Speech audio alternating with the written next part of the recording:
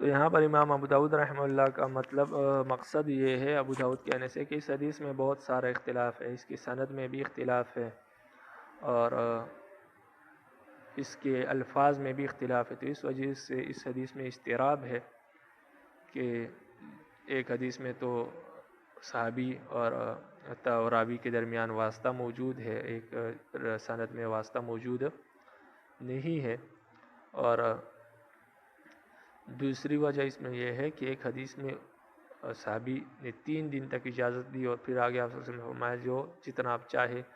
اور دوسری اسی روایت میں دوسری سند سے مروی ہے اور اس میں یہ ہے کہ آپ صلی اللہ علیہ وسلم نے 7 دنوں تک کیا ہے اجازت دی ہے کہ 7 دنوں تک آپ کیا کر سکتے ہیں،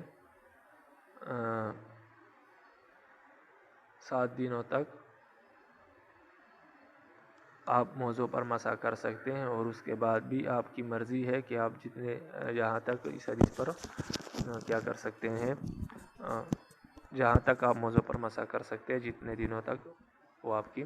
مرضی ہے۔ تو ایک تو اس میں یہ اختلاف ہے، اور آگے وقد اختلف فی اسنادہ، وقد اختلف سے پہلے اس پر 7 نمبر نشان لگا ہوا ہے، اور آپ ناقد نے یہاں پر لکھا ہے قال ابو داؤد سائٹ پر، تو بعض نسخوں میں یہاں پر قال ابو داؤد موجود ہے، تو فرماتے ہیں قال ابو داؤد وقد اختلف فی اسنادہ لیس هو بالقوی۔ امام ابو داؤد رحمہ اللہ فرماتے ہیں کہ اس حدیث کی سند میں اختلاف ہے، ولیس هو بالقوی، اور اس حدیث کی جو سند ہے وہ قوی نہیں ہے۔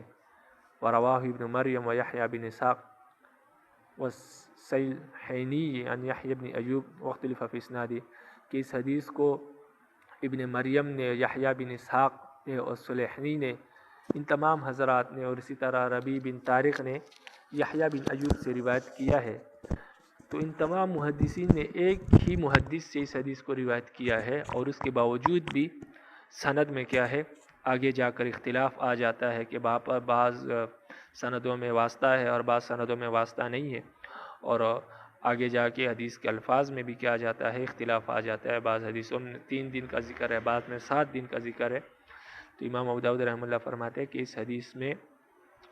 ایک تو یہ ہے کہ اختلاف بہت ہے، اور دوسری وجہ یہ ہے کہ یہ سند کیا ہے،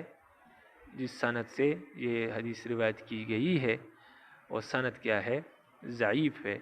اس لیے کہ اس سند میں محمد بن یزید ایک راوی ہے جو مجہول ہے، جس کا کوئی علم نہیں ہے، اس وجہ سے یہ حدیث کیا ہے، ضعیف ہے۔ تو اس حدیث میں 2 وجہ ہیں، ایک تو یہ ہے کہ اس میں اختلاف بہت سارا ہے، اور دوسرا یہ ہے کہ اس میں اس کی سند کیا ہے، ضعیف ہے، کیونکہ یحییٰ بن ایوب آگے جا کر محمد بن یزید سے کیا کرتے ہیں، روایت کرتے ہیں، اور یہ راوی کیا ہے، مجہول ہے، اس وجہ سے یہ حدیث کیا ہے، ضعیف ہے۔ اور تیسری وجہ یہ ہے کہ یہ جو حدیث ہے یہ ثقہ راویوں کی روایت کے خلاف ہے، کیونکہ ثقہ راویوں نے جو روایت کی ہے جو پیچھے گزر چکی کی اس میں، اور ایک جو روایت ہے وہ باب کے شروع میں گزر چکی ہے کہ انہوں نے اس میں کہا کہ قال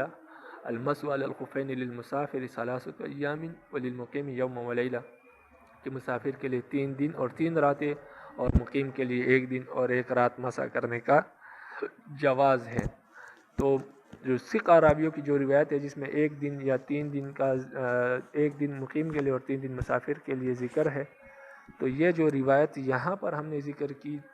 یہ روایت ثقہ راویوں کی روایت کے کیا ہے، خلاف ہے، اور یہ روایت جو ہے یہ ضعیف راویوں کی روایت ہے۔ تو ضعیف راوی جب ثقہ راوی کی روایت کے خلاف روایت کرتا ہے تو ضعیف راوی کی روایت کو منکر کہتے ہیں۔ تو یہ تیسری وجہ اس حدیث کے قابل عمل نہ ہونے کی یہ بھی ہے کہ یہ حدیث کیا ہے، منکر ہے۔ تو ایک تو اس کے سند میں اختلاف ہے، دوسرا یہ حدیث ضعیف ہے، اور تیسرا یہ حدیث کیا ہے، منکر ہے، تو اس وجہ سے یہ حدیث قابل عمل نہیں ہے۔ باقی اس باب میں جو دوسری حدیثیں ہیں جو ثقہ راویوں کی ہے جس میں 1 دن مقیم کے لیے 1 دن اور 1 رات اور 3 دن اور 3 راتیں مسافر کے لیے مسح کی جواز کی ہے، وہ قابل عمل ہے، اس لیے کہ ان حدیثوں میں یہ سمح اور یہ ضعف اور یہ وجوہات موجود نہیں ہیں۔ وما علینا الا البلاغ المبین. رب العالمین عمل کرنے کی توفیق نصیب فرمائے.